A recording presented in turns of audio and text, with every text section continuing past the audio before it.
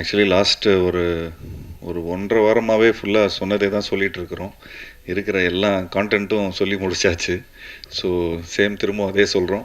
So இந்த படம் வந்து ஒரு ஜனரஞ்சகமான ஒரு படம். இதில் விஜய் சார் வேறு எல்லாத்தையும் சொல்லிட்டாரு. ஸோ எதுவும் மிச்சம் வைக்கவே இல்லை. பட் இந்த கதை வந்து தயாரித்த டக்குன்னு ஒரு எதிர்பாராமல் டக்குன்னு ஒரு விஷயம் மேஜிக்காக நடந்து போச்சு. ஃபஸ்ட்டு எனக்கு விஜய் சார் இந்த கதையை சொல்லும்போது நான் சொன்னேன், சார் ஏற்கனவே சொன்ன மாதிரி நான் ஒரு சங்கிலி புங்கிலின்னு ஒரு படம் பண்ணிட்டேன்.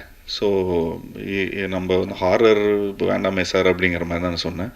சும்மா ஒரு வாட்டி கதையை கேளுங்க சார் அப்படின்னு சொன்னார். கதையை கேட்டேன். கதையை கேட்டவுடனே ஹாரர் வந்து ஒரு ஒரு ஒரு ஒரு ஒரு கருவி தான். இது வந்து ஒரு சும்மா ஸ்டோரி டெல்லிங்க்கான ஒரு இன்ட்ரெஸ்டிங்கான ஒரு மேட்ரு தான்.